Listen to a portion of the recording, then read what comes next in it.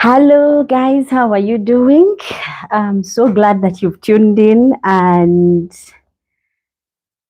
I'm excited that we are here together and it's Friday. I don't know how many of you are excited as me that Friday has come around, because it's one of those days you look forward to having, because you don't have to worry about the weekend. You can sleep in late and just have a good time. So I'm excited that Friday is here and to be with you guys. It's amazing. So you're going to allow me again, share the link with the rest so that they can be reminded to tune in. Most of the time they blame me for not sending out the link. So just give me a few minutes before we start so I can share the link. In the meantime, guys, you need to grab a bite and grab a drink, tell a friend. If you want, you can even come with a book like me and a pen and just note a few things. They could help you in life that you really never know. So let's get sharing right now. I'm going to be doing that, so you can go ahead and share the link as well.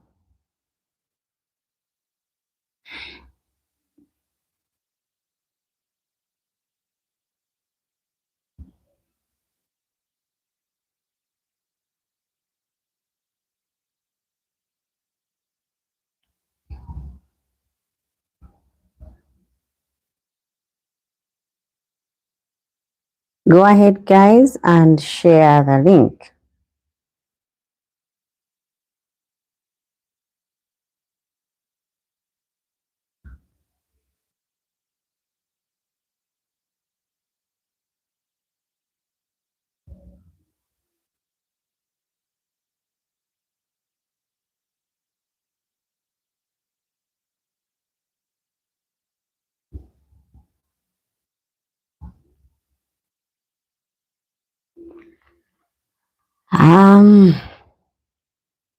I'm just glad that you've tuned in, guys.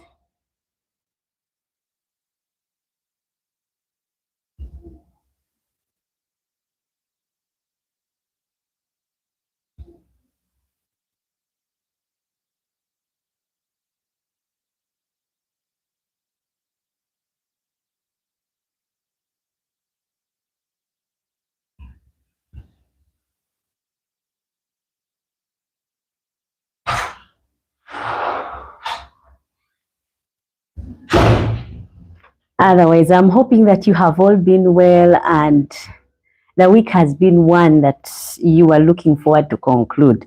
Normally, in this time before others get on board, our topic of discussion, guys, today is what you see down there or on the thumbnail or in the description. It's the topic of discussion today. But I will ask that you allow me in the few minutes as we wait for others to get on board to share a few things that are on my heart that are off topic, right? I'm going to talk about the times and days that we live in. They are the very last days. I hope you don't get tired of me saying that.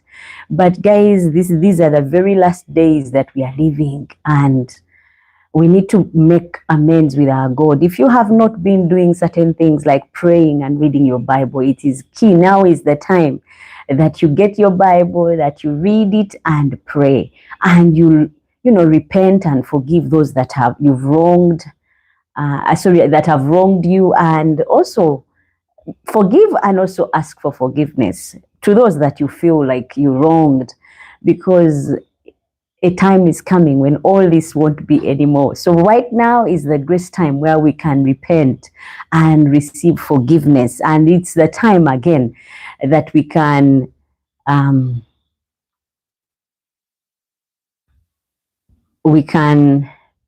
ask of the Father to look on us with kindness.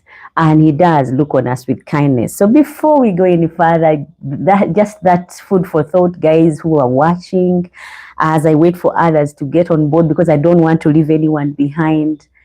Go ahead, guys, and do your thing with your God, because it is the very last days. Just when they are saying peace, peace, peace, that is when we'll be surprised that there is actually no peace. And it's a different story altogether. So with that in mind, I just want to find out about you, those of you who have lost loved ones, I'm hoping and praying that the Lord will comfort you, and you find comfort in knowing that He cares for you. That is why you're still here. Otherwise, those of you who have graduated, those who have just married, oh my goodness, congratulations. Those of you who have moved into a new house, those of you who are traveling right now, I pray you have journey mercies. Otherwise, I'm glad, guys, that we are here Friday night. I'm just waiting on everyone to come on board and we start off officially. So go ahead, guys, share the link with someone. Let them get in and watch. Our topic is what marriage really means beyond the wedding day. If you're married, you will tell me whether what I'm talking about is the truth.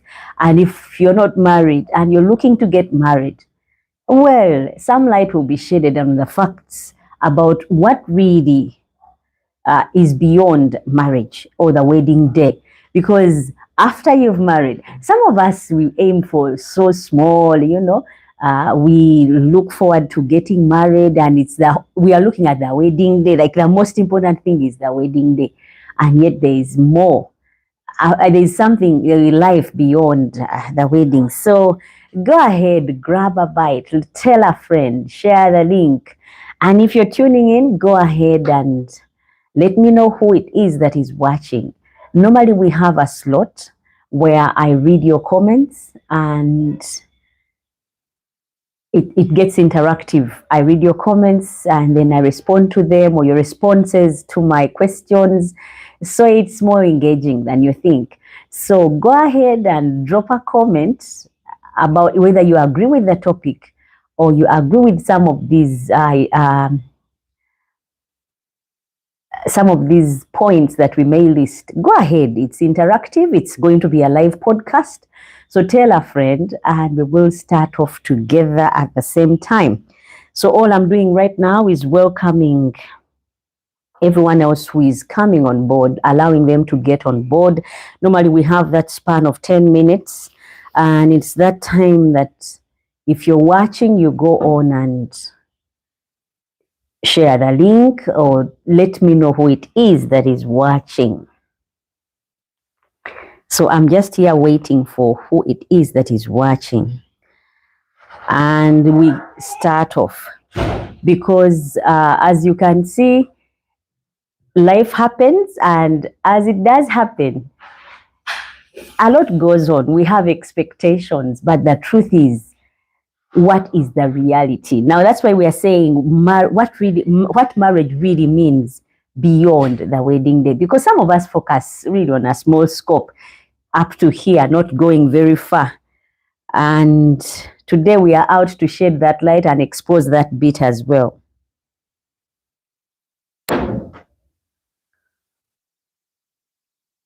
I need my camera person to adjust the light. So if the camera person is listening, I want you to come and adjust the light, because I don't know whether it's too much or it's okay.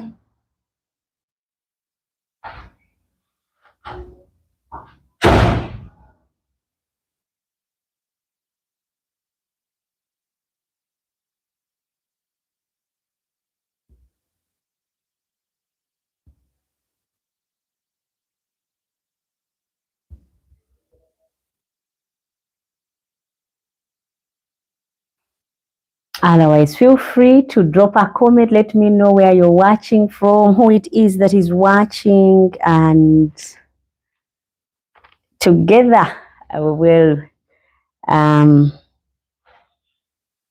start our talk. And like I said, it's a live podcast. Guys, feel free to drop in your comments. And also, I'll have a time to say hello. I can see here Kira Corey has written, and she's saying, I'm watching from Uganda. Hi, Kira and Corey.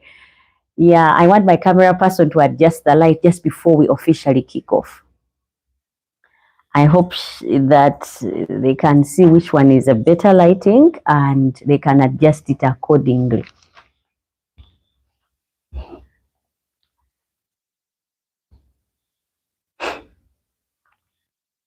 I'm waiting for the lighting to change a bit. because it's the lighting to change a bit. I don't know what the camera person is doing, the lighting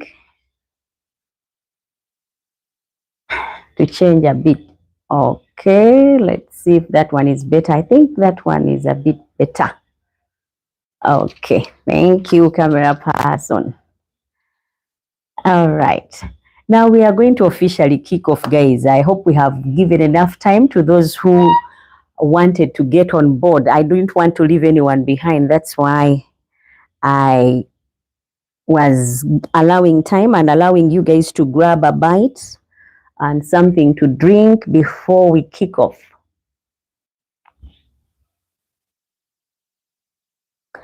Okay, let's start. And I would say, hey family, welcome back to another powerful live podcast with Winfred. And tonight we are diving into something that hits every couple sooner or later. This hits every couple sooner or later. I mean, the reality of what a marriage really means after the wedding, beyond the wedding day, that hits you sooner or later. I mean, to some it happens right away, just after they've gotten married, and others it takes some time, but it does hit you, all of us, after the wedding bells. Oh my goodness, life happens and we all, okay, I'm done. Sorry, I was powdering my nose. Okay. Now, let's go in deep, yeah? Like I was saying, tonight we are diving into something that hits every couple sooner or later. What marriage really means beyond the wedding day. That one will hit you, whether you're married now, it's just hit, probably if you've just gotten married, or if you got married a while back, it hit, and now you're dealing with the reality of life beyond the wedding day. I hope, guys, you can share in the link your experiences, because we all have different experiences when it comes to marriage. We all have different experiences, because let's be honest, everyone talks about the wedding, the dress, the honeymoon, the cake, but very few talks about marriage itself, because someone has got to prepare us for marriage itself, because it's waiting.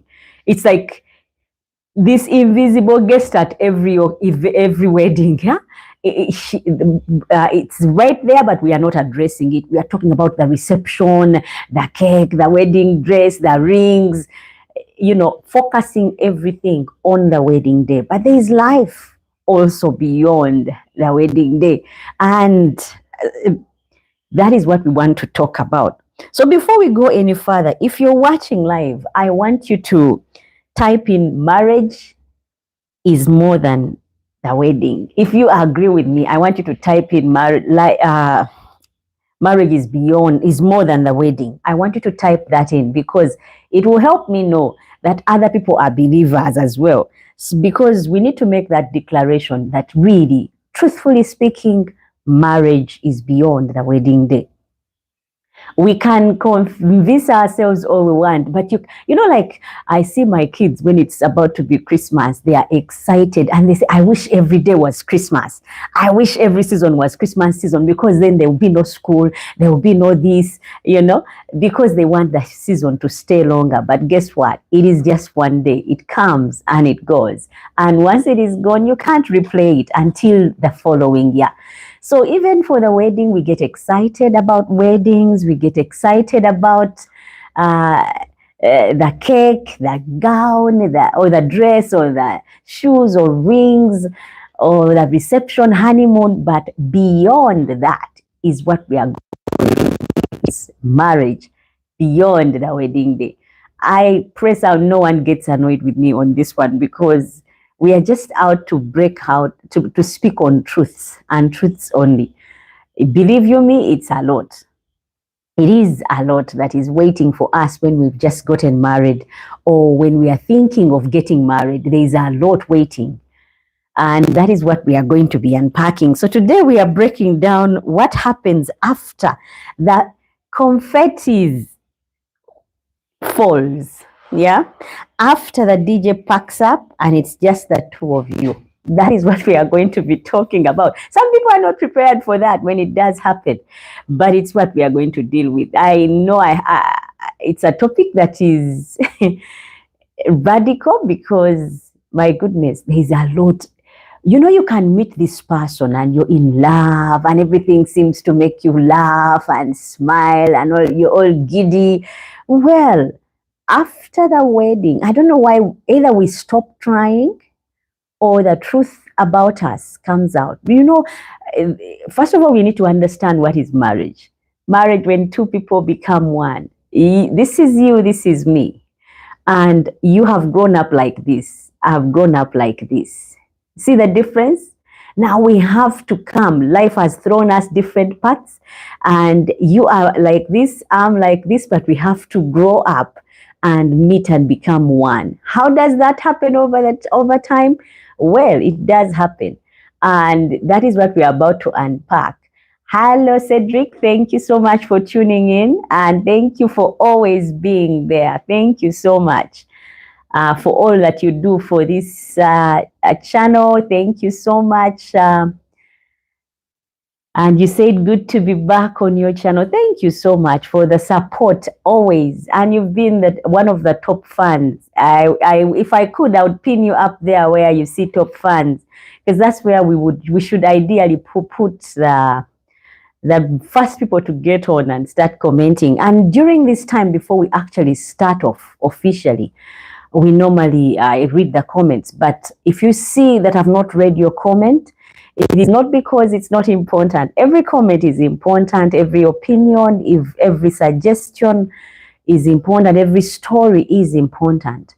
It is just that I need to open up the slot and be able to read your comments. Otherwise, if I read them in between, it just look like a bunch of confused people back and forth. So anyone who has just joined in wouldn't be able to know what is going on. So that's why I see your comments and say nothing, but I am going to make time. And I promise that I'll read every comment, and if need be, I will respond. Shaboya says, hello, everyone watching. Hello, Shaboya. You have been lost for so long.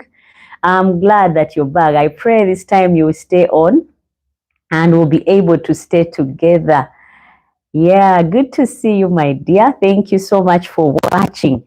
And guys, like I said, we are talking about now, I think that closes the time of reading people who are tuning in. So guys, if you drop a comment and I don't read it, it's okay. I will find time and I'll read it. We need to get down to business because there are some people who have been eagerly waiting for this topic to be discussed. So I want us to address it in time so that they don't feel like I forgot about them.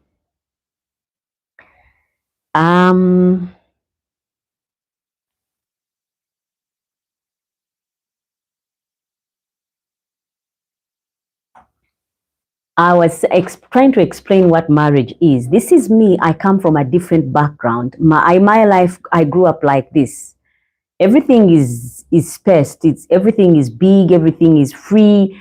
And then you are the one I'm getting married to. You grew up like this, uptight, and everything in order. But then the two of us meet. We are excited, planning our wedding, and it's our wedding day now. Yeah, remember, you're like this, I'm like this, and we have to merge and form some kind of alliance or some kind of bond or some kind of family.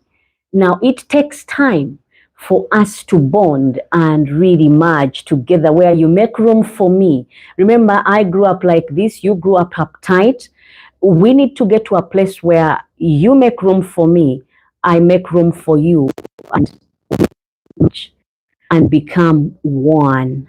That is union. And that takes time, guys, because we all grow up in different places. Some of us grew up without parents, and there are those who grew up with in a fully functional home. But again, there are those who grew up in a fully functional home, but a disconnected home. When I say fully functional, meaning there's a mom, there's a dad, so you grew up with a perfect picture of what marriage should be. But then there are those who grew up without parents, and there are those who grew up with a single parent.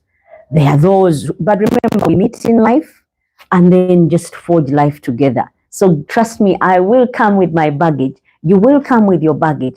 But how do we make room for each other's baggage and make it work? That is what we are going to talk about. How do we make room for each other and be able to go past the wedding day? I mean, wedding day is very easy, even when some people think it's very hard to plan a wedding. So they hire the wedding planner. They hire a wedding planner who gets to handle that weight, making sure the reception is set, or everything that is needed at the reception is right there.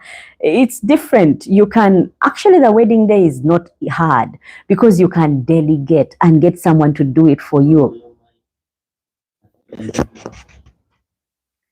It is so easy for you to be married on that particular day, because you have people who will delegate on who you delegate work to, and they ensure your dress is ready. They ensure that you all arrive on time. The cars that you'll be using for transport will be there.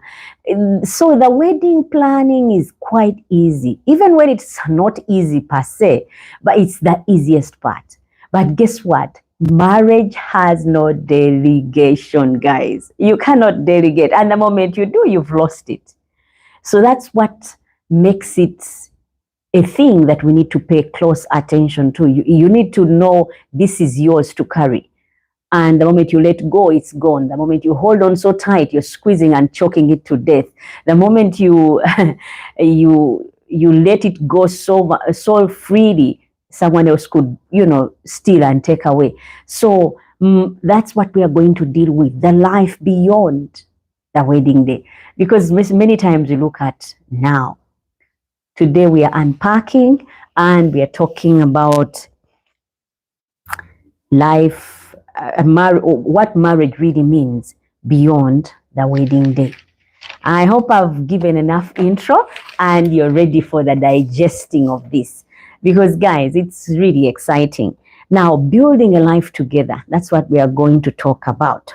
So grab your tea, your coffee. If you're like me, a book, yeah? Grab some water, some juice. If it is hot where you are, have juice. If it's cold, have tea. Yeah, because this one is for everyone who thinks of marriage.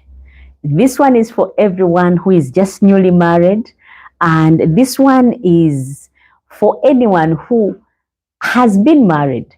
So if you're watching for the very first time, it's a live podcast. Go ahead and grab a bite, and together let us dig deep into what marriage really means beyond the wedding day. It's a live podcast. You can feel free to drop a comment, feel free to interact, and I will open up the slot and we'll be able to read your messages. And trust me, because I'm not reading them right away doesn't mean I don't see them. I see them, but I will respond to them later. So before we go any further, like I said, grab a bite. And those of you who are dropping by for the very first time, you are welcome. It's a live podcast. And we are talking about what marriage really means beyond the wedding day. Like I said, for those who have just joined, let's be honest. Everyone talks about the wedding, the dress, the rings, the photos, the honeymoon, but very few people talk about marriage itself. Marriage, oh my goodness, is something deep that we are going to be digesting right now, and that life beyond the wedding day. So before we go any further, if you're watching live, I want you to type in marriage is more than the wedding day. I just want you to type in that so that we make that declaration together. Because trust me, many people have been caught by surprise into thinking it's just about the wedding. And so after the wedding day, oh my goodness, people are caught off guard. I will repeat for those who have just joined. This is you. This is me as I grow up. And this is you who is going to get married to me. I grew up with my life free. I grew up with my life, giving me all the comforts of life. And you grew up uptight in a tough setting. We meet up in life and we become one. We merge. This is the wedding day. Yeah. See how we are different. My life is free, yours is uptight, but we have to make it work as a relationship. Now, that is what we are going to deal with. How do we merge our lives and live beyond the wedding to get to this point where we can be connected and make our relationships work? Yeah, that is what we are going to talk about. So believe you me, this is for everyone, the newly wedded one, those who are thinking of marriage, those who have been married for some time. So let's start with this. We've been sold an illusion from movies and fairy tales. We've been sold that illusion. We've been told that love automatically guarantees happiness. That is what we've been told growing up, even from what we see in movies, that once you find one thing, everything else just falls into place. We have been told that illusion, that's what happens. That's why we've been caught by surprise when we get married and you're like, I didn't know marriage entails this. I mean, I got married and it took me years, guys, before realizing that I was really married. In my mind, I was still single. I was still doing life the way I wanted it. It's not until much later when I had my firstborn that it actually hit that I'm married. And a quick reminder, guys, it's a live chat. Go ahead, drop in the comment section what you think about the topic of discussion. It's a live chat. I will read all your comments because they all count.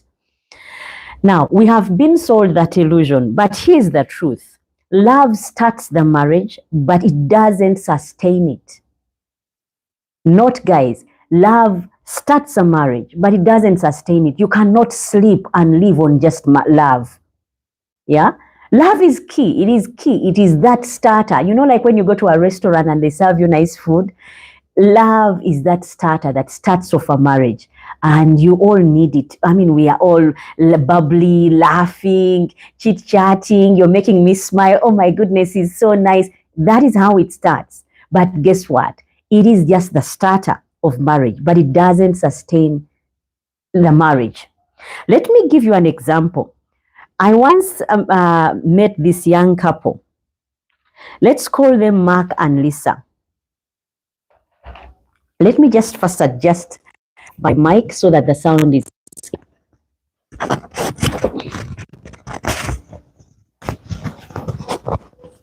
I hope this will be better for sound's sake, and I hope it's better now. You can let me know if my sound is good. Otherwise, I was giving an example of this couple. And I said I'm going to use examples of Mark and Lisa. They always wanted quiet after work. Sorry, let me start with the example. The wedding was gorgeous for these two guys. The pics were magazine worthy for the wedding, and but in 3 months, reality hit. Yeah, Mark wanted his quiet, and Lisa was loud all the time, talking, going on about how her day was. But remember, these are two different people. Like I gave an example. When we meet, you are like this, I'm like this, but this is the wedding day. We meet when we are like this. How do we go past the wedding where we have to now work? I make room for you and I allow you into my life or my box, and then you allow me into yours so that we can make it work. That is what I'm talking about. So Lisa was loud, but Mark was quiet. Lisa couldn't understand why Mark always needed time, why Mark always needed time after work to be quiet. He needed time to decompress. Mark couldn't understand why Lisa was always talking about this or the other. She needed emotional connection, but Mark, just wanted his quiet. Both were in love. Both had good intentions. Remember these guys, but neither understood what marriage beyond the wedding really meant. So, you'll find that they needed four things: patience, communication, and compromise. Because those are things that are really key. to make a relationship work. I mean, the wedding day is something else. You can delegate your wedding plans to a wedding planner. You have all these people pinching in, contributing financially here and there. But once you get married, or you won't be easily calling a meeting that now we need to buy new chairs, now we need to buy a bed. And if you do that, it will be absurd and you'll be the talk of town. So marriage, you can delegate. Wedding day, you can delegate and have the wedding planner pick the venue for you, pick the reception for you, or the cake, the food that will be served, the drinks, the music, and all that. But as for the wedding, you can't delegate. And because we cannot delegate on after beyond the wedding, guys, that's why it is key that we listen in and listen in good, because this will help you. Do you think love, if I may ask, alone sustains a marriage? I need to hear in the comment section because it's a live chat. Let me know if you think love alone can sustain a marriage. Let me know in the comment section, because someone told me, yeah, love can really sustain a marriage. But then when you break it down, you start wondering, if love can sustain a marriage, can it pay rent? Can it pay bills? Yeah. I need to hear in the comment section, do you think love alone is enough to sustain marriage? I've seen some people have responded, but I'll read your comments later. So type in yes or no and tell me why you think love can sustain, or why it cannot sustain marriage. Some of you may be saying, no, you are right, because love can make you marry someone, but understanding keeps you married to them. It is so easy for me to get married to you because I love you. But to stay married to you, I need to understand you. I need to understand that, okay, when he comes from work or she comes from work, she does this and does that. And so this is when she's free. It's only understanding that can keep us together. Love cannot alone work on its own and keep us together. So marriage isn't a feeling. It's a daily decision. You choose to be married. Every single day you choose to be married. The day you choose, I'm not being married, you will not be married. So now we are digesting and breaking down marriage really beyond the wedding day. You see, in dating, you get to show your best self. When we are dating, anytime we are meeting, I remember when I was dating with my husband, we would, the advantage we had is we were working together. So when we left work, it was easy. But trust me, the time you'd go and meet somewhere, maybe, and eat, have a grab, you want to look your best, because at work you're not looking your best. You're really showing up to work. But then you want to look your best, you're saying the right thing. You know, that is what dating is. You see, in dating, like I said, you are at your best. There's this lady that I was talking to that said that he was always making me laugh. I was always happy, always smiling. But then when you get down to finding out why she was always happy and always smiling, it's because she was in love. The man wasn't a comedian or anything, and there was nothing funny that he had to say. It is just that she was in love. Yeah. Like I said, marriage, but in marriage, real life shows up. Yeah. Like I said, dating, you get to show your best self. With dating, you have those options. I will be at my best. I'll be happy all the time. I'll be smiling. I'll be giddy. I'll be kind. I'll be this. But marriage brings out or shows up your real self, your habits. Oh my goodness, if you didn't know this person chews with some things dripping out of their mouth, you'd get to experience that, because once they have married you, you'd get to realize that these people are really that careless. They don't care about how they eat, look when they are eating, or they don't shower, or they don't clean, or they are not kind. All that will be revealed once you get married to a person. Their moods, their flaws, all of it will be revealed by marriage. An example, you might say, I didn't know he was so untidy. Yeah. Or I didn't know she gets that moody. Well, marriage reveals what dating hides. That is what marriage does. So that's why we should pay close attention to what marriage really is, because it reveals what dating hides.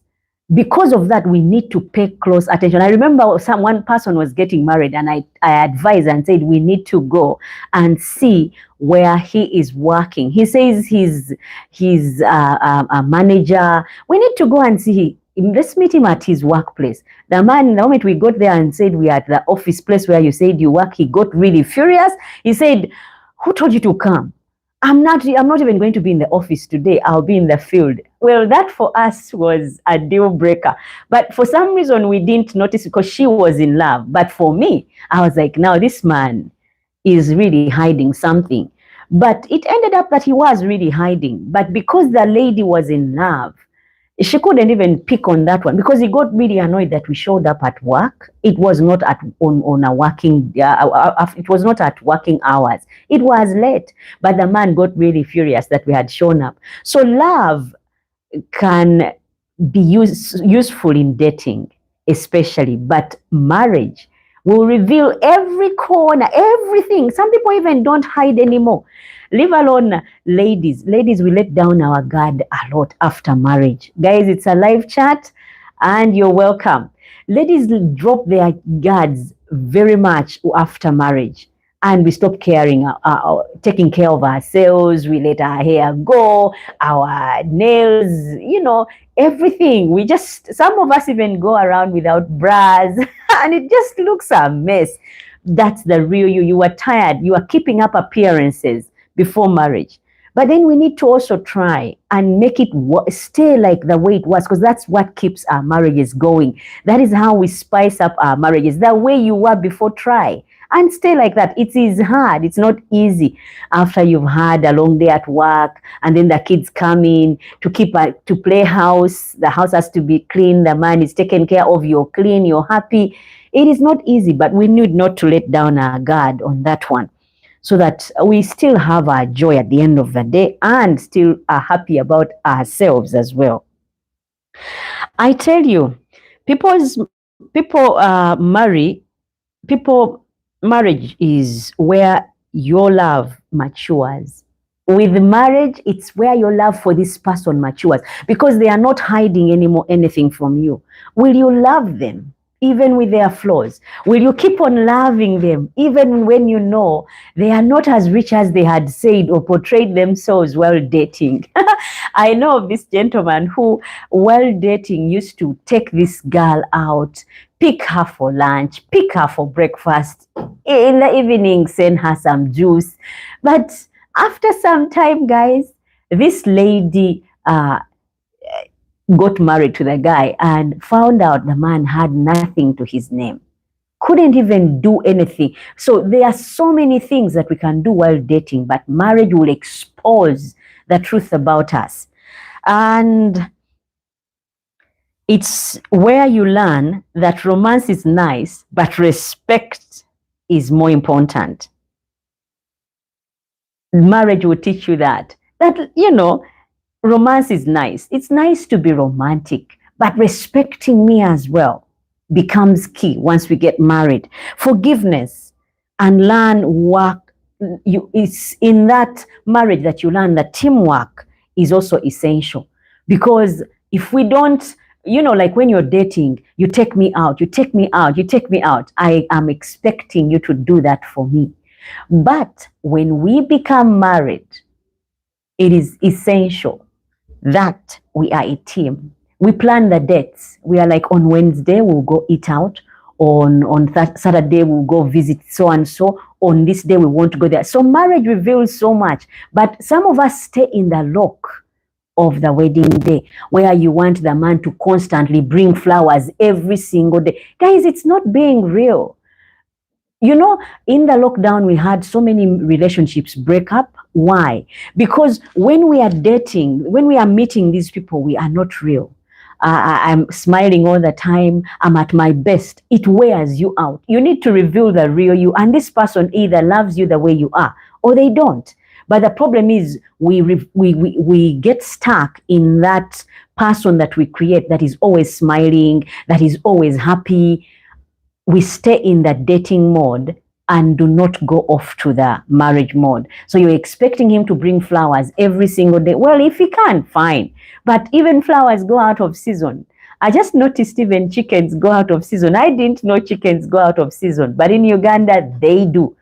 Especially if you don't buy them from the supermarket. I don't know where supermarkets get them from, but also you get there and their prices are way up there, or in the chicken section, there's no any chicken. Well, that happens. Now, same applies to flowers. If a man brings flowers for you and your relationship is based on every single time he sees you gives you a flower or flowers, that is not real. Because there are days he won't find the flowers. Then what? Will that mean that he doesn't love you anymore? So we need to unlock ourselves from the wedding day mode to the reality of life, which is marriage. And that will help us be able to cope when everything has, run its course. Because after the DJ has gone, after the music has stopped, guess what happens, guys? You are still married. Now what happens? Are you ready for that period after the DJ has gone? Yeah. Let's make this interactive. If you're married or have been in a long-term relationship, drop one word in the chat that describes what marriage feels like on ordinary days. I just want you to do that. If you're married, just drop and let me know what marriage feels like on ordinary days. Not anniversaries or date nights. Because anniversaries and date nights, also some of us can stay in those locks. On our anniversary, he took me out, but now he has not taken me out. There are some people who stay locked up in those events or those days. So not on anniversaries, not on date nights, but just normal days. Those of you who are married, just drop in the comment something for us. It's a live chat, guys. Just drop and let us know what marriage is for you on an ordinary day. Otherwise, if whatever your response is, marriage isn't fireworks every day, I will say. It isn't fireworks every day.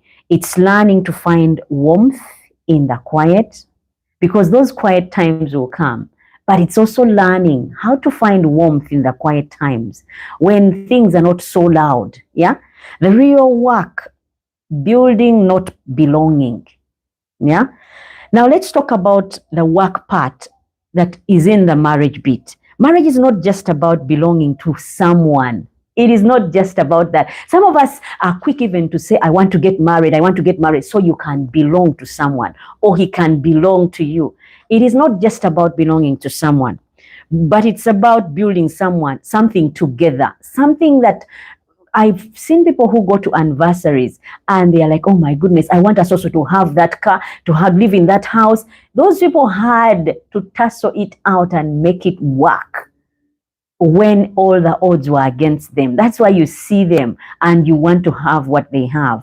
But it doesn't mean it came easy for them. They had to put in a lot to stay married and for you to celebrate with them the anniversary.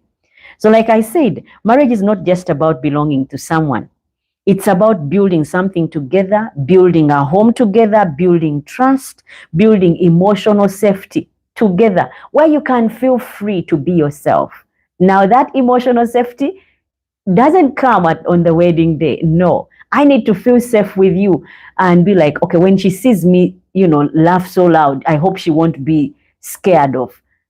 It gets to that place where you can really be free and let down your guard. During the lockdown, like I was saying, many relationships broke up simply because we are not used, especially us in Africa. We are not used to being real. We pretend a lot. The men on the budget and wallet side, they pretend like money is that easy for them. They can spoil you anytime. And us ladies, we act as if we are the sweetest thing that you've ever seen. And so it's easy for you to propose and for us to accept because the wallet is heavy and I'm good on the behavior side. So we marry. But in the lockdown, people could not stay together. Why? Because they did not take time to get to know each other. Those things that really build a marriage. And so when we were locked in tight space, Some people felt like they were suffocating. They felt like they had to go out regardless of what the government had declared. They wanted to go out and be away from home. So it all starts at a place where we have to put in the effort. Like I said, building trust, building emotional safety, building our home together. So if you are a wife, you need to put in some effort and make it, work for you and your husband. Otherwise, if we just focus on me now and how things are going for me, then if we all, like I said, if you remember where we started off from, it's you like this, it's me like this, and we have to merge on the wedding day and become one person. Does this look one to you? It doesn't. It looks off. But over time, after the wedding day, then we start all that tussle, the beating up for you, you making room for me to fit, and me making room for you to find your place and comfort with me. That is building a home. That is building trust. That is building emotional safety. You both come in with different bringings, habits, and expectations about marriage. Remember, it doesn't go away because you've gotten married or the wedding day has happened. It doesn't.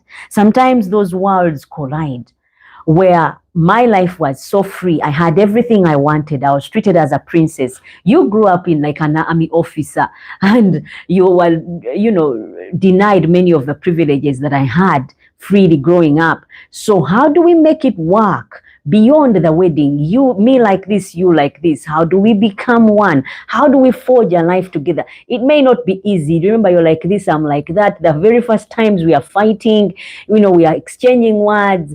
But once we realize that it's about building our home, building trust, building emotional safety, then we start working. The moment that clicks, then we start fitting in place. I make room for you, your mess, your short temper, your love for quiet, all that, we make room. And before you know it, it is working and it's surviving. An example, if one partner grew up in a home where conflict was silent, they avoid it. They grew up in a home where people raised voices. They see arguing as normal. These are two different people. One who grew up where conflict was quiet. They don't talk about things. Another one grew up in a place where, conflict, in a home where people raised voices. They see arguing as normal. Those are two different people. When they disagree, one shuts down and the other explodes, because these are two different people. I grew up where you just be quiet about things. And the man grew up where, you exchange words. It's vocal, it's loud. Yeah. My goodness, when they get married. Now, when they disagree, one shuts down and the other explodes. Not because they are incompatible, but because they were never taught how to disagree safely. That is just purely it. And that's where real marriage starts. Learning each other's emotional language, because there is that emotional language where you get to know your person and you're like, okay, when she's quiet, it means I wronged her. So you dig up because you care. You dig up to find out what did you do wrong, so that you can, make amends and have a thing that goes on beyond the wedding. Because I want you to marry me, guess what? You may never annoy me. Even when you do things that are annoying, I could look the other way. But after the wedding, the patience wears out. I cannot stand you any minute. I want to just explode and hit you with a frying pan, That happens. But we were not prepared for a life beyond the wedding day. The wedding could happen today. And I know of a lady who got married, and 2 weeks into the marriage, she was like, I'm ready to go. And everyone was like, but how come you're ready to leave when you've just gotten married? I mean, the onlookers are a bit surprised. Why? Because they see the glam, the glitz on the wedding. And then after that, it's, I'm leaving. You're like, what are you talking about? The dust has not even settled about your wedding and you're already ready to hang the towels. So it's not easy for us to understand that we need to be prepared mentally for that life beyond the wedding. So if you're watching this with your partner, take a moment after this live, ask each other, A question, guys. How did your family handle conflict growing up? You can ask each other, how did your family handle conflict growing up? That is if they have one. But if they don't, still you would know where that person grew up from. How would they handle conflict? It will open your eyes to why you each react the way you do. Because we all react differently. Now, I would give an example. I grew up without a dad. I am so different from my husband. But remember, marriage is not about perfection. My husband grew up with a mother and father. So his picture is painted differently. Now I come in, I'm a rebellious woman. I want things done my way. Why? Because I grew up with my mom. She would give me all that I needed. So why can't you give it to me? So there is that aspect, because we grew up in different homes. How do we make it work beyond the wedding? Yeah. Growth and change, loving the evolving person, because you need to get to that place where you love the evolving person. Like I said, this segment is called growth and change. This is where you love the evolving person, the one who is not exactly what you wanted, but is trying to be that person that you want. One of the biggest surprise about marriage is that the person you married will change, and so will you. That is one of those surprises that are going to happen the moment you get married. The person you married will change. Probably their tolerance of you, before they would be like, okay, she has not called, it's okay. Then it now starts to count because he didn't call or she didn't call. And yet before, it didn't really count that much. As long as, he came and picked you after work, you were tolerant. But the moment you get married, some things just change. So like I said, you will go through several shifts, like family pressure. When I say family pressure, where the parents come in or the relatives, they want to visit and you're not ready, or you get an argument, he goes off to the family, the relatives, or you go off to your relatives. So there will be that family pressure coming in, personal growth, where you get to realize, oh, so when you are a man and you're married, she expects you to take out the rubbish. Oh, so when I'm married, I'm expected to cook and clean.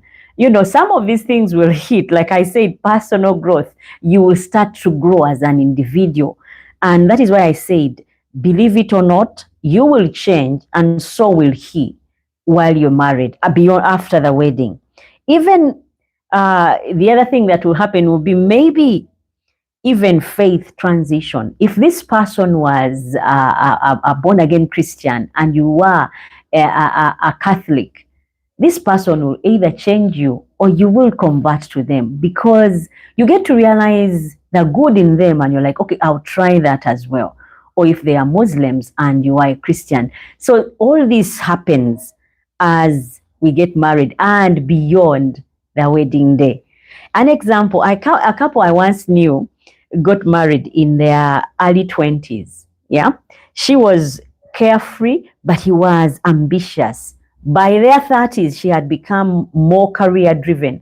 The lady wanted to work, and you could not talk about her staying at home and having kids. You couldn't. He wanted a slower pace kind of life, but the lady was more career oriented. Remember, they got married in their 20s, but in 30s, it was something else. Like, she was really, really now in her zone. She had realized she can't put her life on hold for the sake of the relationship, and so she decided that I want to pursue my career more. Now,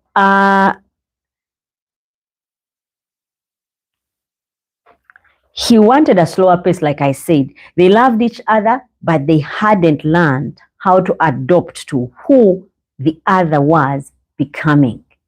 Because like I said, we change as we get married. He changes, you change, or she changes, he changes. Now, he had not adopted to who she had become or she was becoming. Marriage isn't just about loving who they were at the altar. It is not that.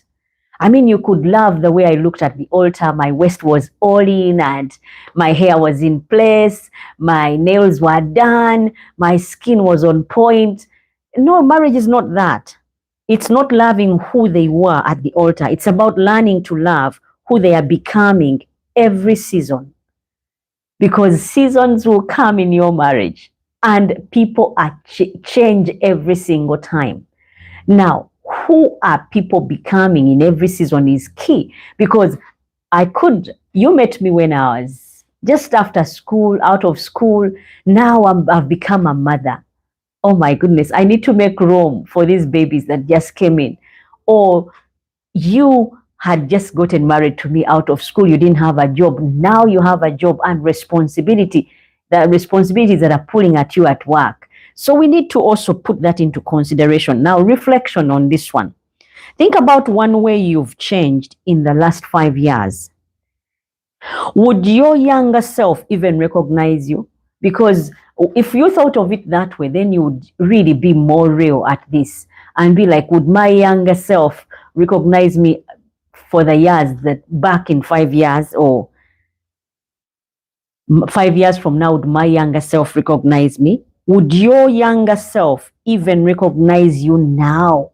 Because if you are, say, like 19 and got married at 19, 5 years later, would your younger self recognize that? That goes to show you how we change and how we go through seasons. Now, that's powerful, and that's exactly why flexibility, communication, and compromise are vital in a marriage. We need to get to that place where flexible, you allow people to change. We'll give you an example.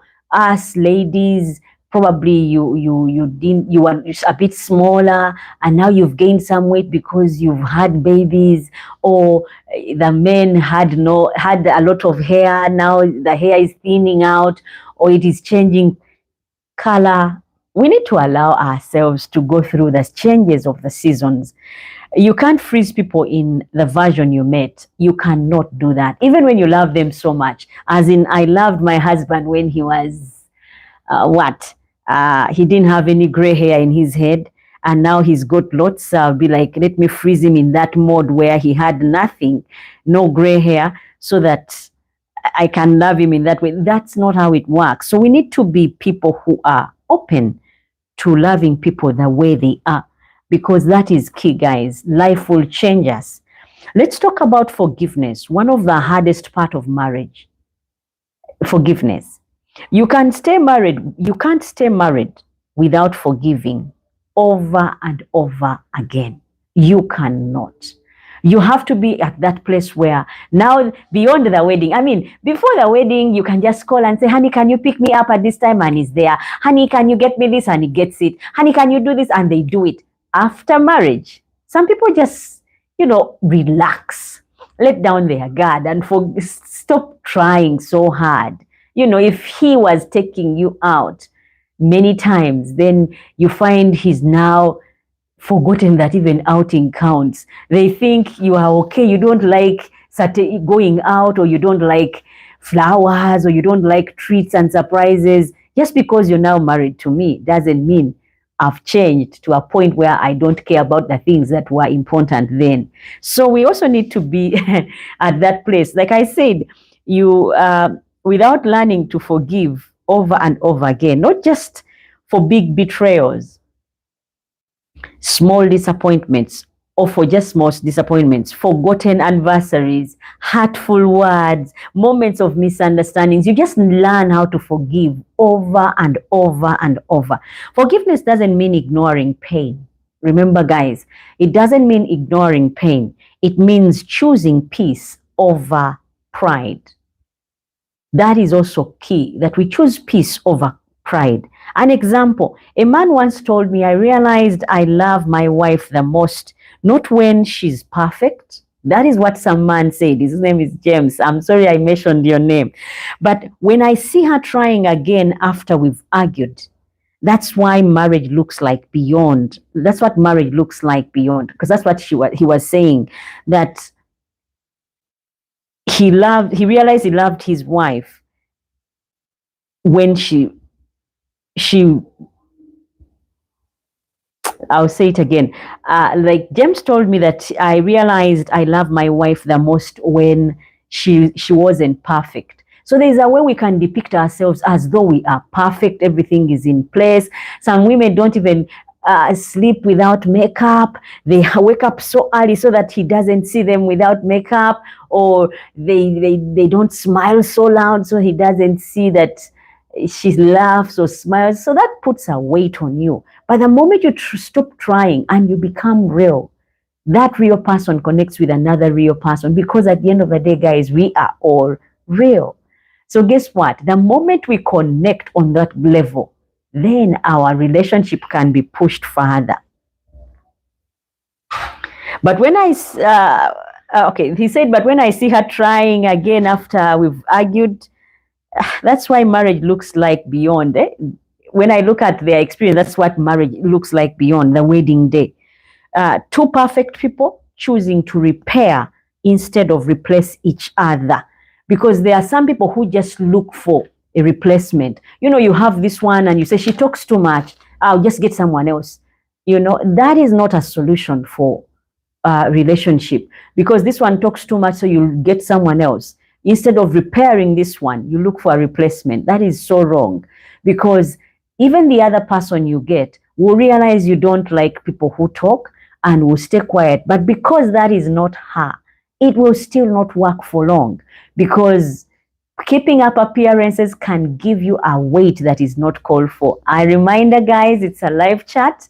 Go ahead and drop in the comment section what you think of the topic of discussion today, and I will read all your comments. I want you to drop a heart, yeah? I just want you to drop a heart on this one, and I'm going to read your comments and get to see what you all have been up and about.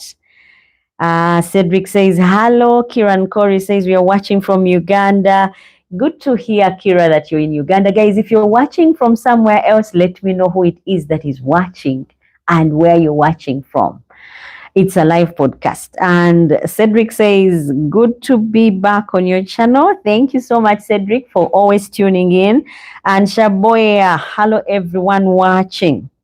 She says, hello. And then Mukasa Lydia says, greetings, everyone. Hello, Lydia. Thank you so much for tuning in. And I'm glad that you've dropped by. And Musisi Rogers says no. I think Musisi was responding to that question that the motion I suggested, where I told you to drop a no or a yes. Let me find what that was about. But remember, Rogers, sorry, Musisi Rogers, I told you to give me a reason as to why you're saying no. So I need to hear from you. Mukasa Lydia says marriage brings out the inner side of someone. It does. And Lydia, I agree with you on that one. It brings out, if they're argumentative, you get to see, because nothing will camouflage who they truly are anymore. So it does bring out the inner side of someone. And Cedric says, marriage is the greatest test of love. Wow. If you guys can go ahead and add on to that, let me know why you say the things you're saying. Why is it the greatest test of love? I guess he says that because if you have loved someone, Cedric, you can go ahead and explain more why you said it's the greatest test of love. Let me not put words in your mouth. And Mukasa Lydia says, true, 7770, greetings. And Cedric says, greetings. Then Shaboya says, it's easy to get married, but hard to keep the marriage. That is so true. So guys, I will ask you again, it's a live podcast. What do you think? If you give me a comment, I need you to back it up. Let me know what you think. Why would you say what you're saying about marriage? Because that's my take. I agree with most of you. Shaboya said it is harder to stay married. Love is easy. Otherwise, if we can continue, like I said, Drop a heart in the chat if you've ever had to forgive someone you truly love. Drop a heart and let me know if you have ever had to forgive someone you truly loved. And forgiveness is love's highest test. When we love or choose to love, we will be tested on that one. That person you love will hurt you and really hurt you many times. But how long are you willing to forgive them? Or how long are you willing to go on the forgiveness line? You know, forgiving them for the hurt that they've caused to you.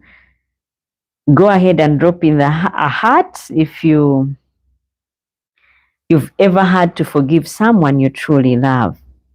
Otherwise, I need to know from you guys who are watching, what is it that you think? Is it true that marriage, there is a life really beyond the wedding day? If you are married, and if you're not married and you've been thinking of getting married, let me know what you think. Because my take is what marriage really means beyond the wedding day. That is my take. That's my stand. I want to expose what marriage is beyond the wedding day. So let me know what you think. Is there a life beyond the wedding day? Because when we put in so much, trying to prepare, making sure the venue is right. Oh my goodness, many group brides are sad on their wedding day because probably they don't like the colors, the way they arrange the seats, where they put their guests, or the cake, the way it looked. Many people focus on that day of the wedding.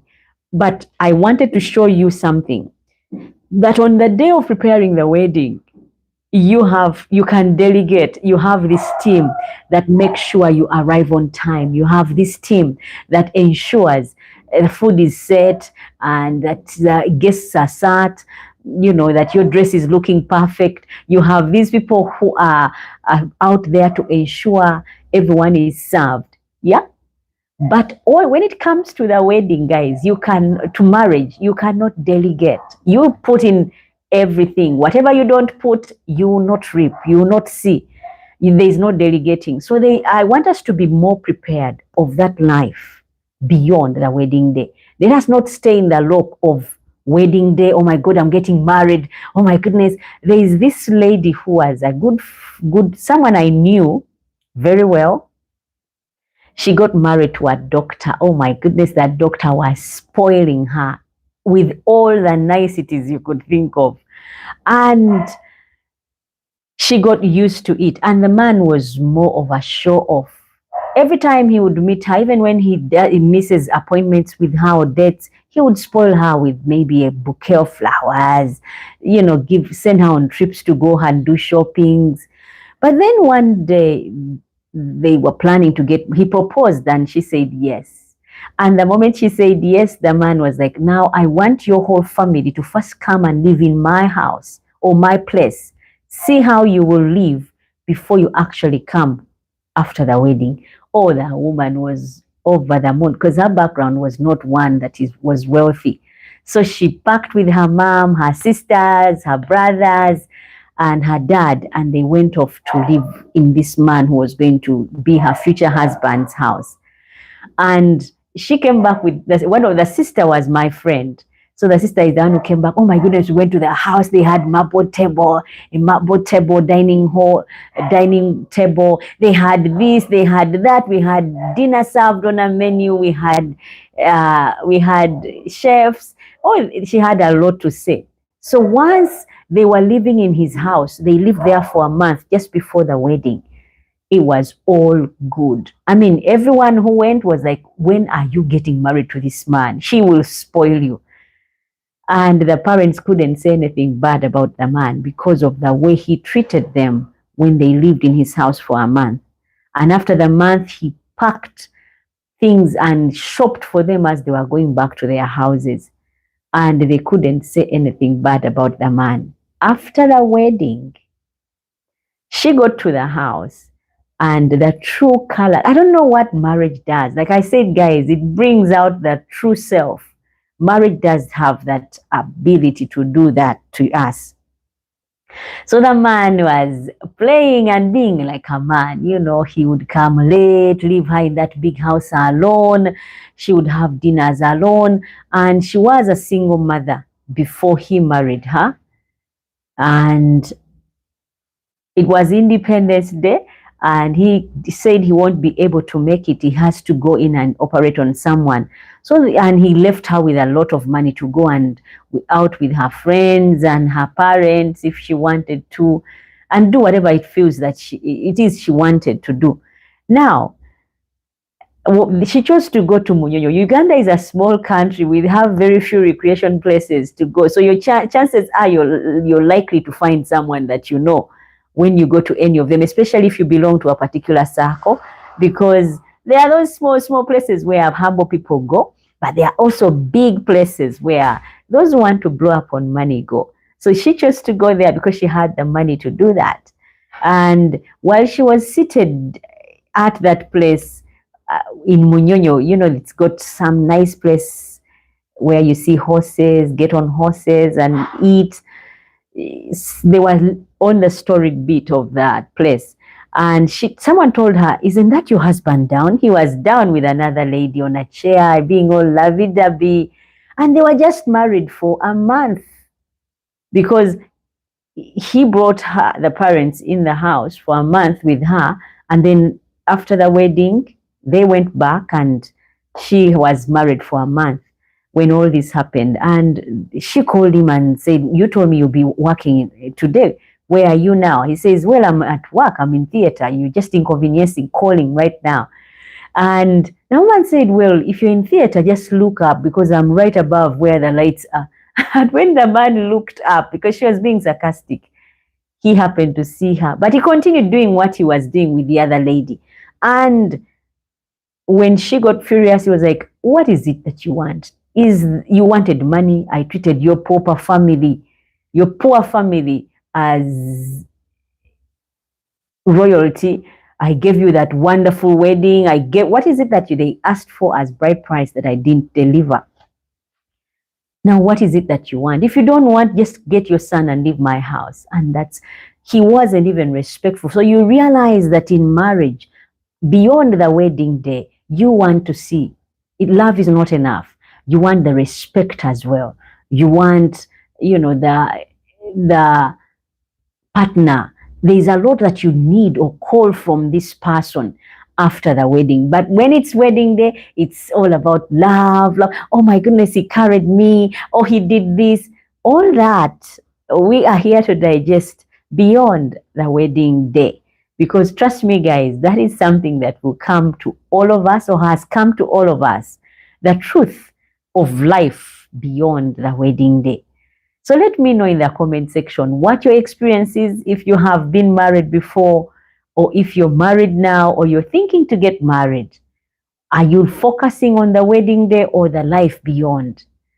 Like another lady that I would give example of, for her game is always to live for today. She doesn't want anyone who talks about preparing. Like the man is saying, "Can we save some money and buy a car or buy a house or furnish our house?" She's like, "Why would I bother myself with such things?"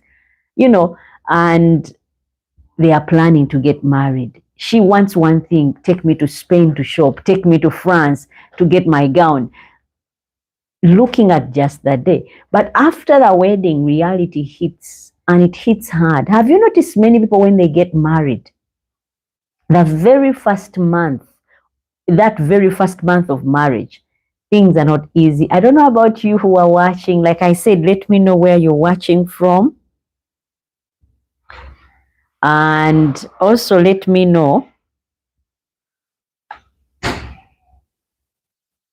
whether it happens to you like it does here. People get married and then all of a sudden there's no money. You're struggling to pay rent after the wedding because you're in big debt. You threw this big wedding and now you all, literally everyone on the village, the man who sells the food, the one who sells chickens, the one who cooked, the venue, because you incurred so much expense on just the day. So we need to also make arrangements to look beyond that day, because after the wedding day, life continues, guys. It does continue. And are we prepared for the life after the wedding?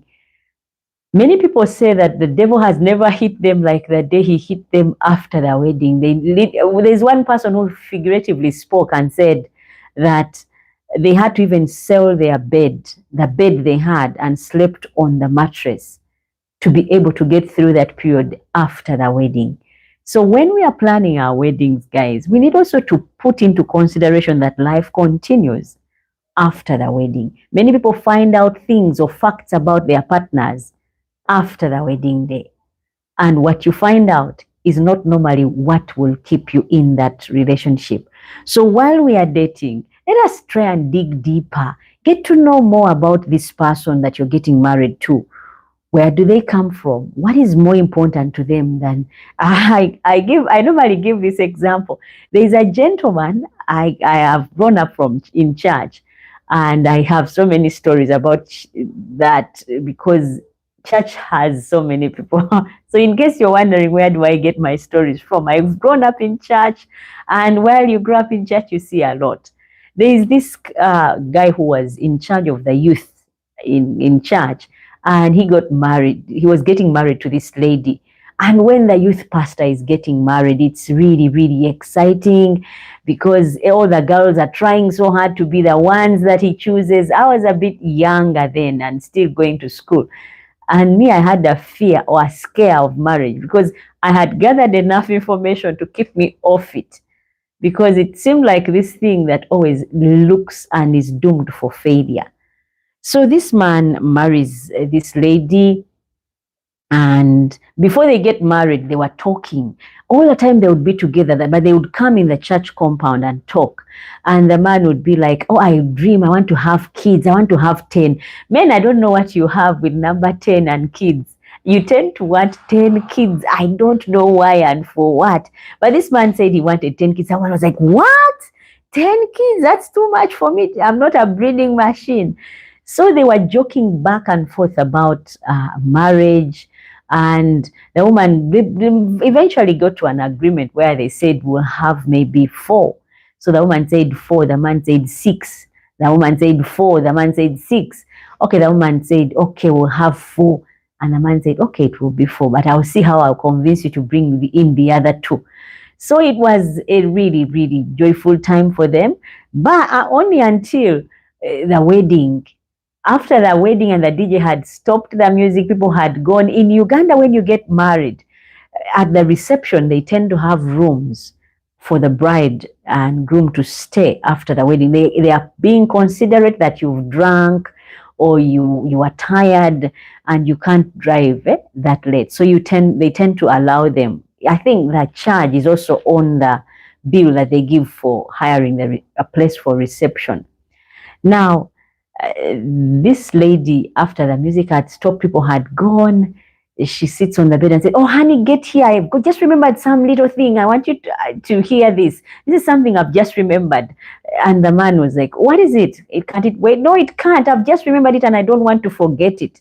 And the man is like, so what have you forgotten, sweetheart? And she says, well, I just remembered when I was 9, I had used to play at home in the compound, and I climbed a tree and fell down, landed on my stomach, and a big piece of wood entered and pierced my stomach.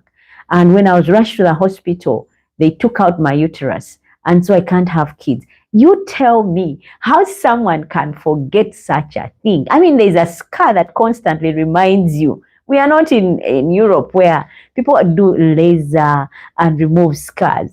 We are in Africa where you keep that scar. It constantly reminds you.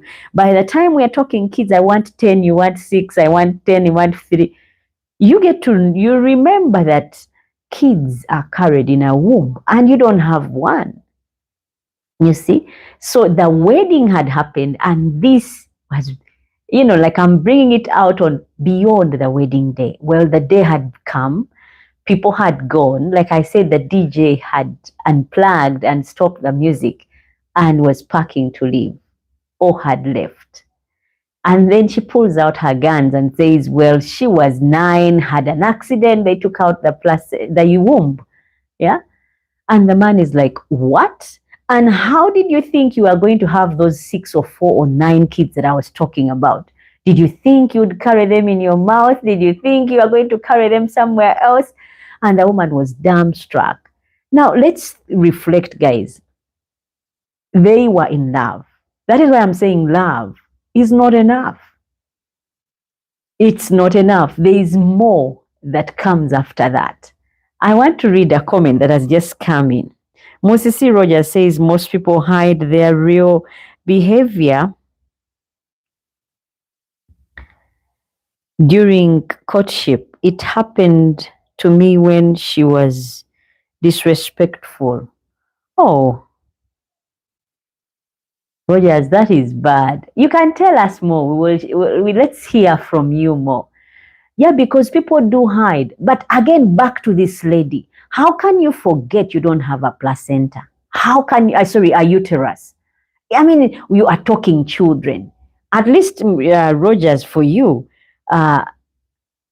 she was disrespectful. That is something maybe I can hide, pretend, because in Africa, there's a way they teach us. I don't know about you guys, but have you noticed the ladies, they tend to shy, look down, and men tend to fall for that. They're like, I've found the right one. I don't know what men are like about ladies who don't look straight in the eye, because the people in Europe do that a lot. They are taught growing up that you need to keep eye contact, because that's how you can know someone is lying. One way to someone's soul is through the eyes. So if I cannot see your eyes, I cannot, it's hard to tell a lie when you're looking straight up in my eyes, but it's so easy to tell a lie when you're looking away.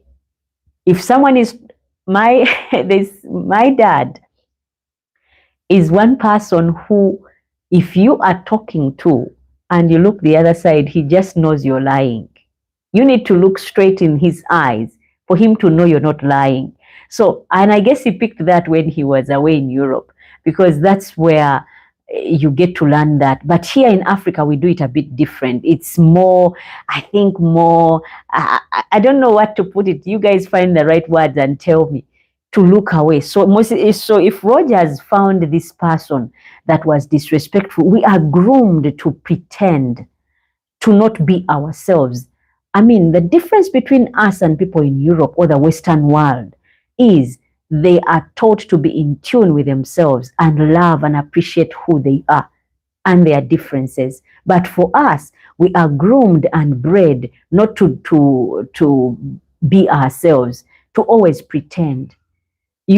There's one time I went to visit with one of my daughters, and she was asked, do you want to eat? And she said, no, I don't want to eat. And she said, why wouldn't you want to eat? All kids like to eat rice. Why wouldn't you want to eat rice? And she was like, Auntie, I don't like to eat. I'm full.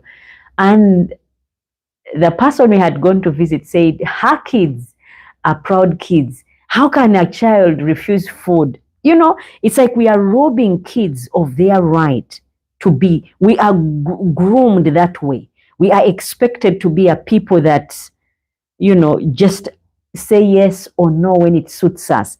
So, Rogers, can you explain that to us, your experience on how she was disrespectful? But yeah, it does happen. We pretend. So this man, to add to the story, this man was really annoyed with this lady. She said, fine, it is our wedding day, but I'm leaving you right now. I'm not even going to spend the night in this room. I've not touched you. I'm leaving. Tomorrow morning, you can stay in this room. Tomorrow morning, you leave and go back to your parents or wherever it is you came from. And he left. The girl called at night, her mom, and called her sisters. He just left me in the hotel room alone. And they were like, why? And she told that lie. She said he just chose not to be with me. And yet she used to take out she used to have so many abortions, and it damaged her womb, so she couldn't bear any more children. And the parents didn't know of that accident she was talking about that happened at 9 years. Yeah. So she couldn't tell the parents that I lied about the accident. So instead she said, because I told him I can't have kids because it's too early, it's not a thing for me. And they were like, why can't you have kids? You're a married woman now. If you want kids, you can have kids. And she's like, well, I can't have them. But the thing dragged, and it went all the way up to the pastor who had just married them. And they tried to talk the guy back into their marriage, and he's like, I'm done. I love kids. She has always known, and she led me on, knowing very well she can't have kids. So life can really hit hard beyond the wedding day. Now, this woman thought she could pull out her truths after the wedding, and it didn't work out for her. Why? Because she thought by holding on to some truths that would be okay. Like I said, the key things that would help us after beyond the wedding day, it's not only just love, it is also communication. Tell me what you feel. Tell me what hurts you, what you like and what you don't like. If this person loves you enough, they will try to work towards amending whatever it is you said hurts you. And another thing is compromise. You need to be compromising. You need to be making room for others, that other person that just came into your life on that wedding day. You need to make room for them. You know, you get to realize they are not you. They are their own individuals, and try to adjust. You compromise. You're like, I don't like, talking after work. But then you allow them into that space and you're like, okay, I'll just listen, and you just listen. Because that would also forge a way to getting you to be together. And another one is forgiveness. You learn to forgive over and over, because that person will hurt you even after the wedding day. They will hurt you countless times. They will miss that appointment. They will miss that, they will forget about calling you. They will say things. They will do things that hurt. But if we are not ready to get ourselves in those positions, it won't work. I wanted to read another comment that just came in from Cedric770, saying, better to see it earlier than later. Disrespect means no love. Yeah. And I think us ladies, we don't know that you guys are hot on respect. There's a gentleman who told me that he was living with a lady. They are not together anymore, but she was disrespectful, just like Rogers has just said, that she was constantly disrespectful. He would suggest something, let us do this, and she'll be like, no, I'm not. It was so bad that he got to a point where the man said, well, I think you're even older than me at this point, because there's nothing that I say as the man, head of this house, that you agree with. You're always in disagreement with what I always suggest. So I think us ladies, we also need to realize that men are high on that respect. They really need it. It works, because if you love someone, you will respect whatever it is they stand for, because that's how you forge and work together. So I think that's why it didn't work out for Rogers. And can you imagine Rogers if you had married her? You would be joining the list of divorcees. But anyway, we pretend a lot. There's also another man who said that when I was dating this girl, she could not look me in the eye. She was always on her knees. But the moment I got her and moved her into my house, the real her came out. When I was getting to know her, she used to use the low tone. She was always on her knees talking to me. For us people who are watching, for you guys who are watching who are not in Africa, people do talk at times when they are on their knees, greeting as a sign of respect. So she was doing that before he asked her to move into his house. It's later, after he had asked her to move into his house, that he realized she talks with rolling eyes, is defiant, is loudmouthed, And yet he had not married her. He had just moved her into his house. So yeah, guys, that happens. It does happen, and it goes to show you that marriage is beyond the wedding day. I don't care what you think or what you say, marriage is beyond that wedding day. We always tend to look up on that day of the wedding where you stay married, you want it to be wedding. Like I gave an example, my kids tend to look up, their favorite season is birthdays and Christmas. They tend to say all the time, I wish it was Christmas every day. I wish it was Christmas season every day. Nothing is like that. Even when we get married to people, we all have to make room for change, because we do change. They change, we change, and guess what? We need to be accommodating of who the other has become. And I hope there's no comment that I've not read.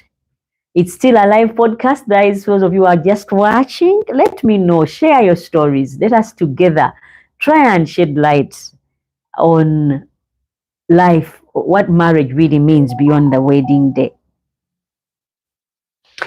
Otherwise, as we wind down, I want you to hear from you. What's one lesson marriage or relationships have taught you?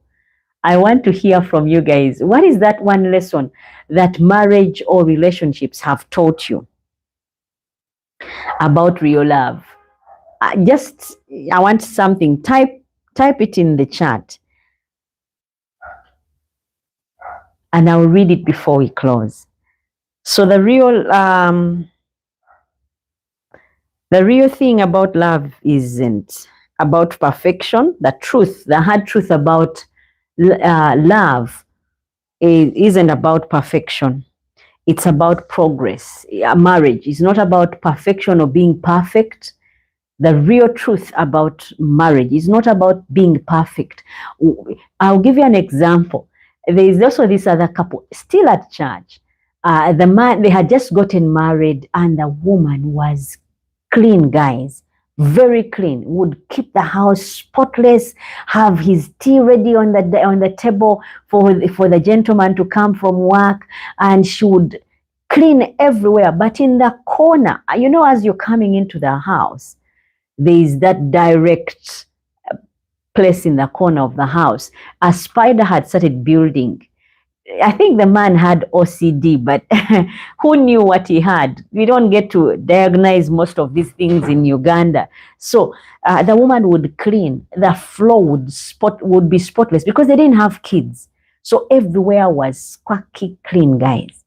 But each time the man would come, she would know exact time he's coming. It's about 6:30.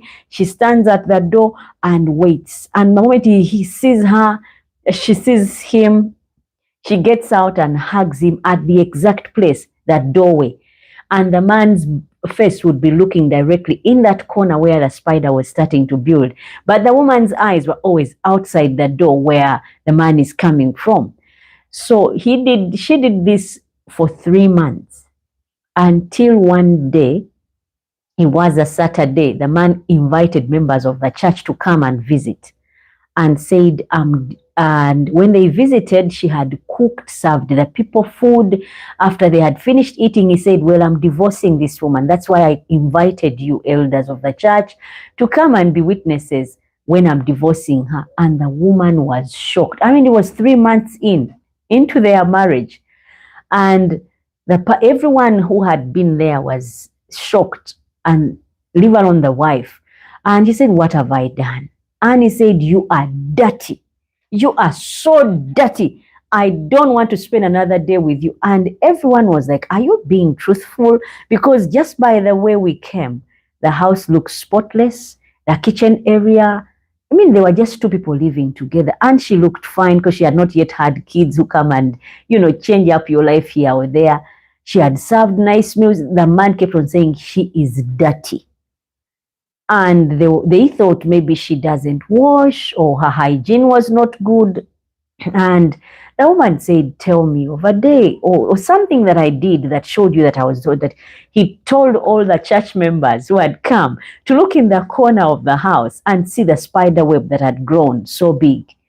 And he said, how could you miss that? And you know, that spider web, how could the spider grow such a big web without you seeing it?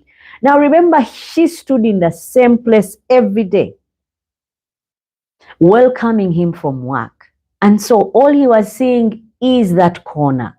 But she was putting her back behind it all and cleaning everywhere else. But because the man came and she was always welcoming him back from work, from the same spot, he was always seeing that place. And everyone was like, oh yeah, there's a big spider web there. But everywhere else is squawky clean.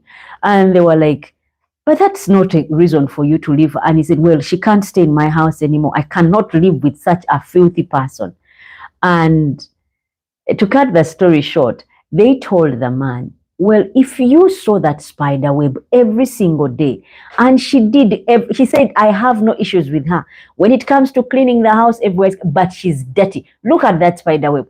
And then they said, well, if you find that she was doing everything else right, except for that web, could it be that she was not seeing it? That is why she was not removing it, because everything else she was working on. And he said, well, I was seeing it every day and it was annoying me. It started off as a small spider, then it kept on growing and growing and growing, you know. Now you get to see that marriage is compromise. Had he seen the spider web and the spider and killed the spider and removed the spider web, wouldn't their marriage be a happy go merry? I think it would, but he was seeing but not doing. So that's where partnership comes in. Much as you guys need what you need, there is also what is needed, which is partnership, being partners in this, determining that we will make it work regardless. Regardless of what is going on, we will make it work. So what you see and I don't see, work on it. What you do and I cannot do, fix it.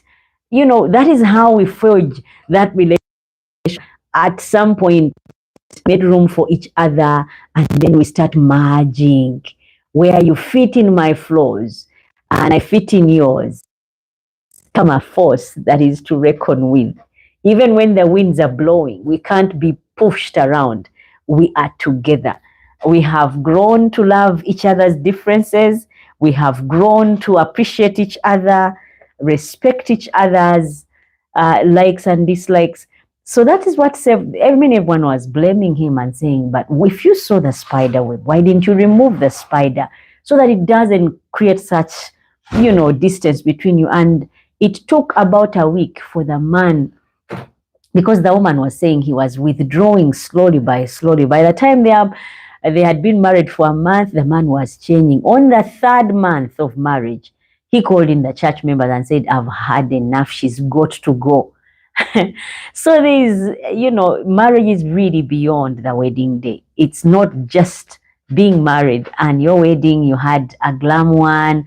In Uganda, when we are doing what we call kwanjula or introduction, oh my goodness, they bring all sorts of things. And if you happen to go to one that is out to spoil, they can bring cars, land titles. It gets out of hand. But that is just a day. There is a life beyond the wedding day. And many times we don't prepare ourselves for it, or we are not prepared for it. We are just prepared for the wedding day, the honeymoon, the dress, the shoes, the ring. That is all we are prepared for. And yet there is more out there waiting for us. And sometimes when we get to face it, we are not ready. Guys, it's a live podcast. If you're watching, go ahead. Let me know what you think. Otherwise, if you're not saying anything, if you're not sharing, I'm going to start preparing to close off. So let me know who is watching. And because it's 30 of us on here, go ahead and drop 30 likes so I can see everyone on here and know that you appreciate the program. It encourages me to know that you like what was presented and to continue bringing more programs like that. Go ahead, guys, and like. Otherwise, as we close tonight, tonight's live, remember this one thing, guys, that the wedding is a day, but marriage is a lifetime.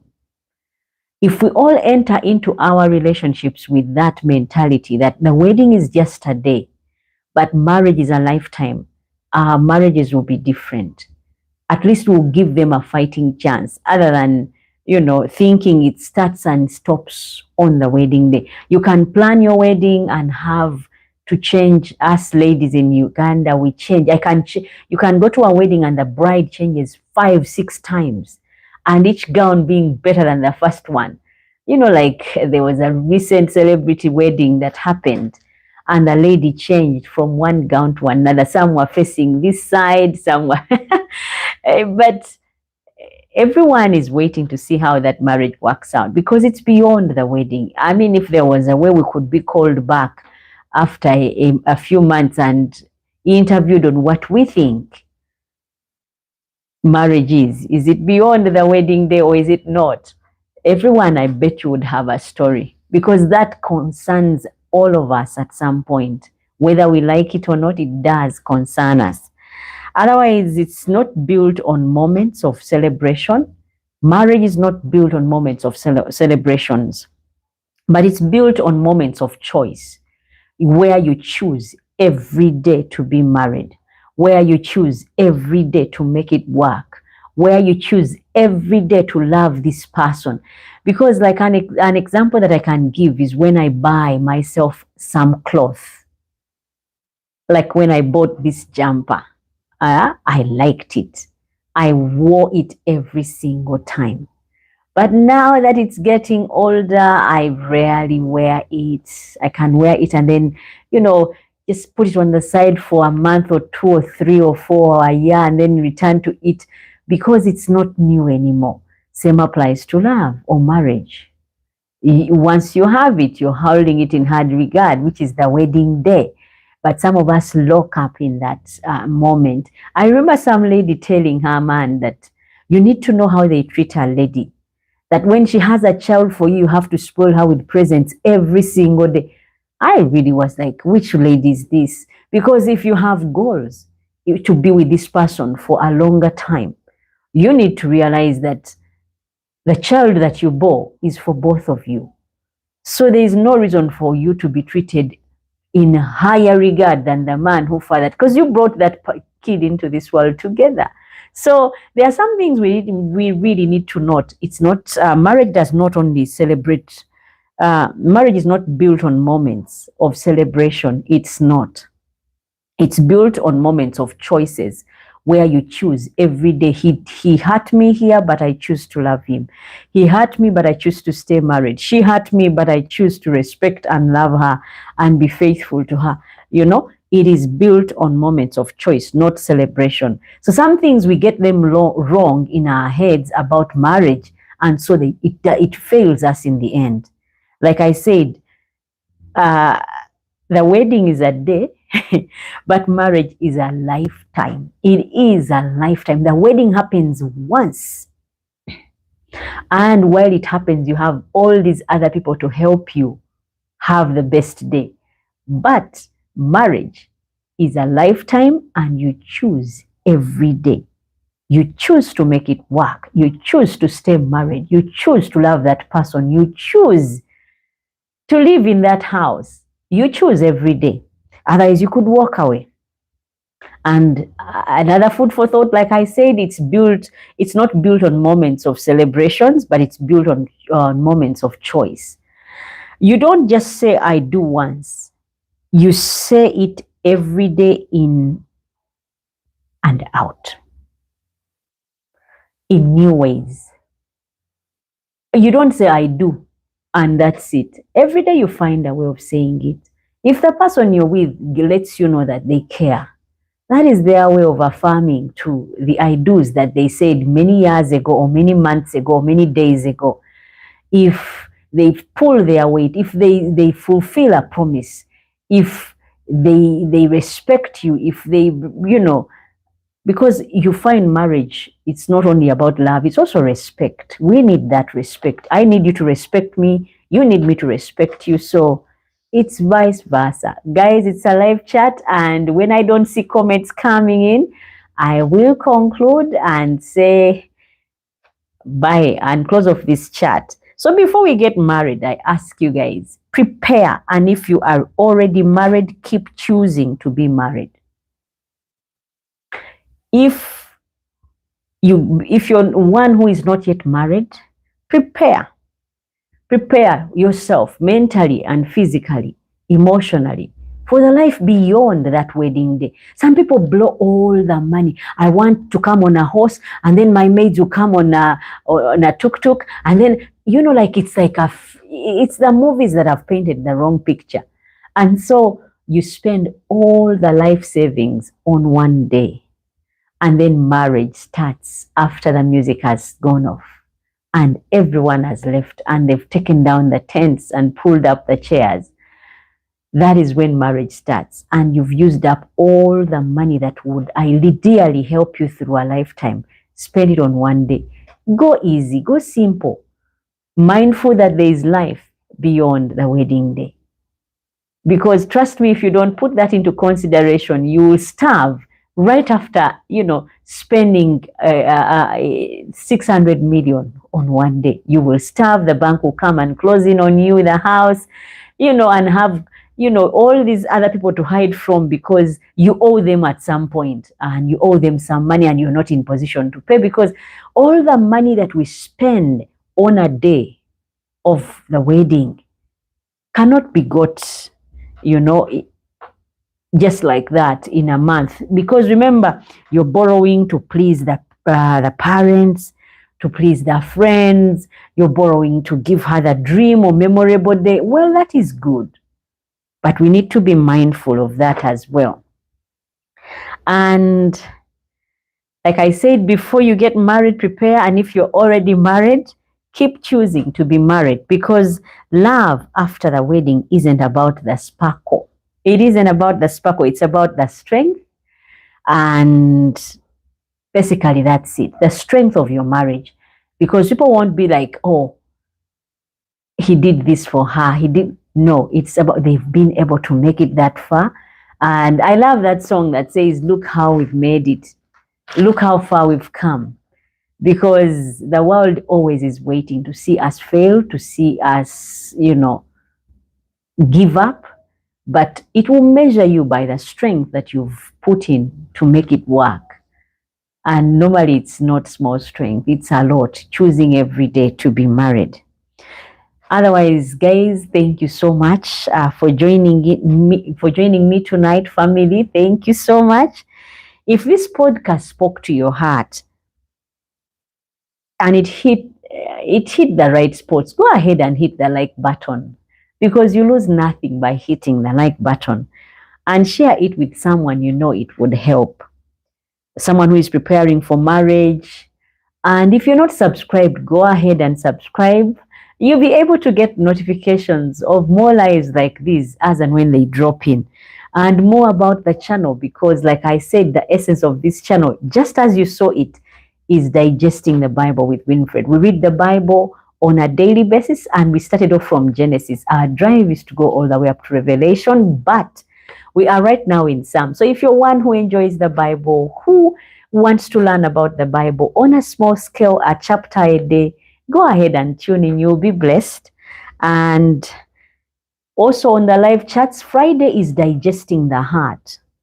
It's actually, I call it digesting the heart with Winfred. It's just that it's a channel within a channel. We digest the heart. We talk about heart issues, where we talk about investments, savings, relationships, and everything in between. So we dive into deep conversations like this and more. Investments. So if you're one, you never know which one really works out for you. But again, you can suggest a topic that you want us to discuss come next Friday.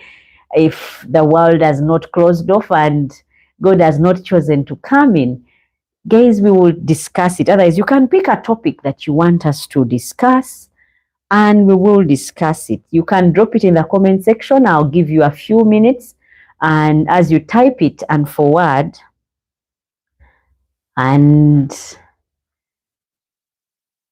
Let me know who has stayed on and up to this time, because I see you guys on there. Let me know who is still on just before we choose to close off. Let me know who is watching and where you're watching from, because you've been on from the very beginning. Let me know who it is that is watching and where you are watching from. And if you've enjoyed the chat or the podcast, go ahead and drop in the comments that I've enjoyed, or I would love to hear more of this topic or the other topic. And if it's doable, we will do it. If it is not, I'll let you know still that that one is beyond what I can handle. One thing for sure, I can't do politics because I'm not gifted in that area. But any other thing, yeah, we can chat about it.